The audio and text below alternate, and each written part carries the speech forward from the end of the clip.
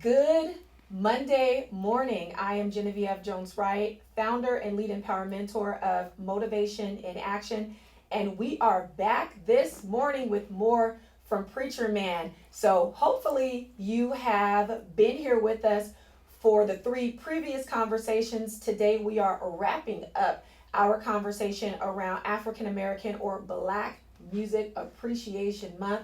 Preacherman, thank you so much for being with us all month long. Well, I'm honored to have been here, and I'm thankful for the opportunity to be here in my paisley shirt. I was going to say, and thank you for indulging me. I love that shirt, so. Well, thank you very kindly. It's an honor to be here, and I've been blessed. Enjoyed every moment of it. I've enjoyed every single second spending time with my uncle and having you relive some of your most amazing moments in music as a DJ, as a pioneer. And so I just want to start off with that. You know, you paint these vivid, bright pictures that just puts us right in the scene. And I just want to ask you, what is one of your favorite memories or favorite two memories in music? One of my favorite moments, it involves your aunt. And Joanne and I, when we met, our first date was Valentine's. And I had a little green Volkswagen, and that was back in the days of the boom box. The Volkswagen didn't have a big stereo in it. So I put together a little mixed tape. And down 805 we go heading north, going up to First Baptist Church for a Valentine's dinner. So I had my music all queued up, and the song by the Isley Brothers came on, Living for the Love of You. Joanne was sitting up in that Volkswagen. She had her legs kind of crossed, and that dress was coming on up just a little bit faster than me. Lord, all the way to First Baptist. Going to first, I got her some flowers. She started singing the song. And it was just something about that moment right there when the 805 dropped down and get ready to cross over the 8. So in terms of music, and as I referred to, I believe last week, it either makes a memory or it brings back a memory. I have so many vivid memories of people dancing to songs that I had selected. I think for a DJ, that is a personal affirmation when you see people dancing. And I have vivid memories of back in the day when the young man would get up and walk over to the table and extend his hands for the young lady to get up and dance. I have vivid memories of DJing at events and watching. Just you really have to watch people, and just watching people flowing with the music and nodding their heads. I have vivid memories of DJing for birthday parties for seniors. And I remember one particular gentleman, I was playing a Ray Charles song, and he just sat there. He was, elderly, so he wasn't, able to get up and get out on, but he just sat there, Vivid memories of playing songs like Don't Ask My Neighbor, by, who was that did that song? The Emotions, yeah. And this sister, she was dancing, I don't know, with her husband or boyfriend or whatever, I don't know. But I made eye contact with her, and she was kind of patting him on the shoulder, and she looked at me and she smiled. Moments like that, and I guess the pinnacle for memories and special moments, really, is, I don't know if you remember, we did a thing called the fish hook. Yes, I do remember the fish hook. And that was the premier gospel club on. I've been a part of some significant stuff. Think Yes, about you it. have. The premier gospel club on the entire West Coast. I was a DJ, and let me tell you, that was back during the days of the electric slide when that first came out. When I could look out on the dance floor and see the dance floor packed with adults and young adults, children, everybody out there dancing. Christians, the church, dancing, having a good time. Oh my goodness, man! That make you want to jump up and fly to see people having a good time. You know, yeah. For me, and I conclude this. What really, really thrills my heart is watching people dance. Mm-hmm. That's what makes me happy, Mm-hmm. is watching people dance. And I have so many memories, good memories, of watching people dance. Yeah, I love that. yeah, that's real. Mm. Well, this microphone has been a part of our set for all 4 of these conversations. Mm. And I know it has significance. We brought it to the forefront. Mm-hmm. Do you want to just talk about what this microphone stands for? This particular microphone, first of all, was a gift to me during a low period when I wasn't on the air. I was still DJing, but I wasn't on the air, terrestrial radio nor internet radio. And Brandon Stepp came to me and gave me this microphone, brand new, still in the box. And Brandon says to me, "You'll be back." And I held on to this microphone for about 2 years before opportunities opened up. But what this microphone represents is it represents a drum. Every village, in my understanding, on the continent of Africa have a drum. And using the idea of a drum as it pertains to this microphone, and I'm going to try to share a quote from Dr. Martin Luther King that he gave to a group of broadcasters. In that particular speech, Dr. King says, "Perhaps the most influential individual in the black community is the radio DJ, the radio announcer." And he went on to explain the radio DJ or announcer cannot tell you what to think, but he can give you something to think about. This microphone has served as a drum where I've been the person that was blessed to have the drum.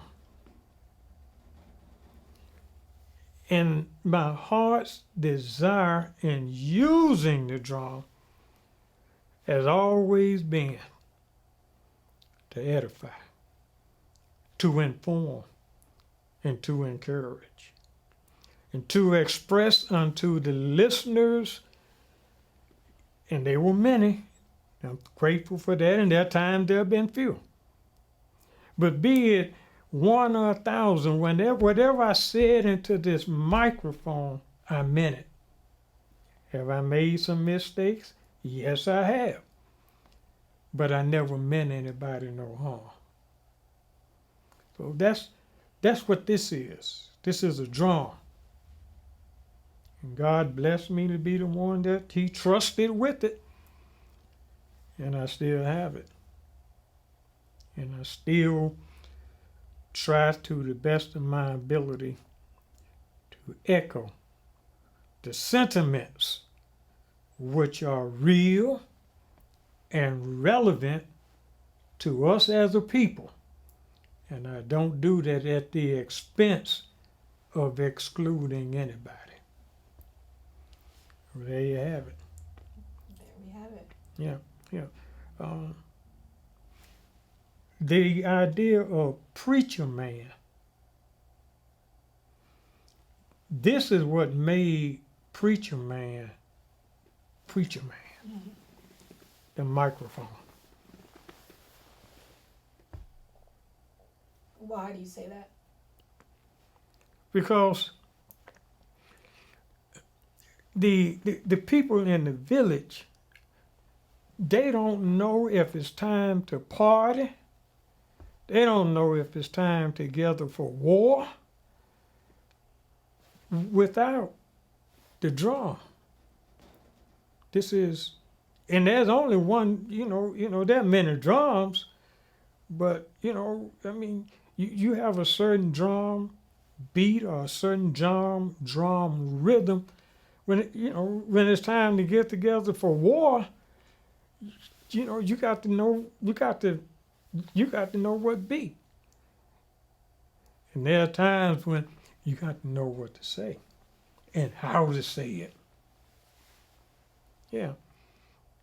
It wouldn't be without radio, without, you don't have no radio station without a microphone. This conveys personality.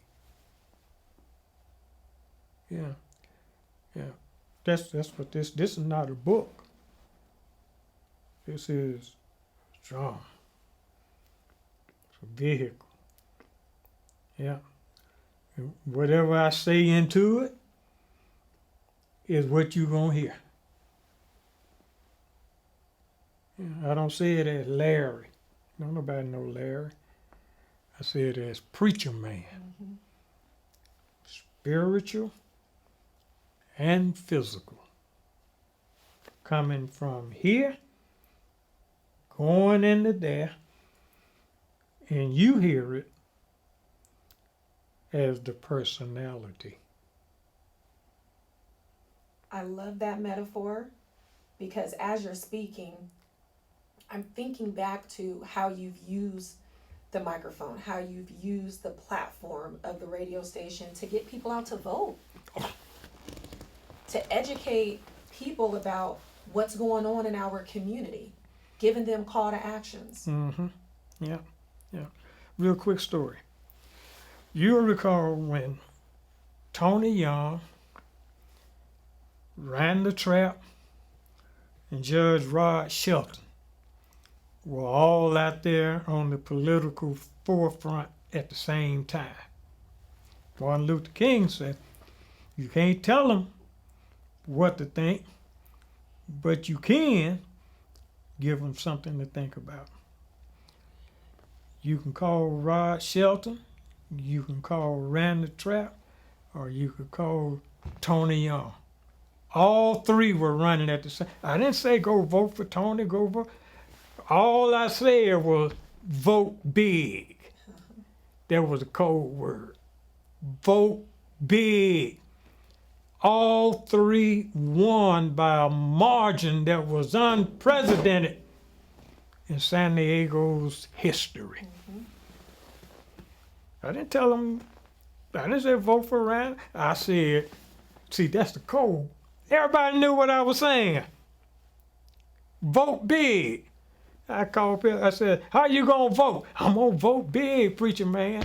I'm gonna vote big, preacher. I said, okay. Never said, who you gonna vote for? I said, vote big. That was a moment. Mm-hmm. Yeah. Yeah. And when you say you use that coded language, last week we were talking about the Negro spirituals and the songs that were sung in the civil rights Yes, movement. And yes, you mentioned Swing Low, Sweet Chariot. yeah, All of these songs were given instructions yes. that the people who owned other people couldn't understand. And No. that's how we communicated, through our songs, through coded language that only we comprehended and understood so we could put into action. Yeah, absolutely. Everybody listening to the station, if you were from the neighborhood, people knew. Everybody knew what that meant. Vote big. That was, oh man, that's the power of the drum. That's the power of radio. Why do you say that? Because the people in the village, they don't know if it's time to party. They don't know if it's time to gather for war without the drum. This is, and there's only one, there are many drums, but, I mean, you have a certain drum beat or a certain drum rhythm. When it's time to get together for war, you got to know what beat. And there are times when you got to know what to say and how to say it. Yeah. It wouldn't be without radio, without, you don't have no radio station without a microphone. This conveys personality. Yeah. Yeah. That's what this is not a book. This is drum. It's a vehicle. Yeah. And whatever I say into it is what you're going to hear. Yeah, I don't say it as Larry. Don't nobody know Larry. I say it as Preacherman. Spiritual and physical. Coming from here, going into there, and you hear it as the personality. So I'm going to ask you a catch-all question that I don't normally ask every single guest. Okay. The catch-all question is, what else? Something different than what you would leave the audience. We'll talk about that in a second. But anything else that you want to say, given all of your expertise and knowledge and wisdom and experience. I could talk to you for days. You know that. Is there anything else that you think we could have talked about that we didn't touch on? Well, I wouldn't say so much a memory or something else that we could have talked about, but just a honest, open, real, relevant confession. I never wanted to be famous. That was never on my resume. I never daydreamed about being famous. I daydreamed about being a DJ. Never daydreamed about being popular. No, that was just favor that people gave me. And I call it unearned favor. Because fulfilling my purpose really wasn't a matter of work. Really wasn't. It was necessity. I had to do what I had to do. I was like a bird. God gave me wings and a sense of direction. It was Preacherman. Yep. Wings and a sense of direction. All right, so $1 billion question now. What are you Okay. going to leave the audience with today on our final conversation for this month? The only thing I would ask people to do is remember me. Remember the preacher man. And that's on the for real side. Well, I can tell you that this has been one of my most memorable series. My uncle Preacherman is a person that I admire, respect, and love tremendously. And hopefully, from these conversations, you can see why and that you have grown to love him as well. I want us to support the work that he does. I want us to, as in his words, remember him. I wanted you to know how much he has given to our community here and at large. And I really do hope that through our conversations, you've seen his heart, you've seen his passion, you've seen the essence of who he is. And I pray that you take something from that and that you are inspired, that you're motivated, that somehow your week will be better, that even your life will be better because of the wisdom that he imparted. So I'm going to make sure that we have the information to San Diego Gospel Radio.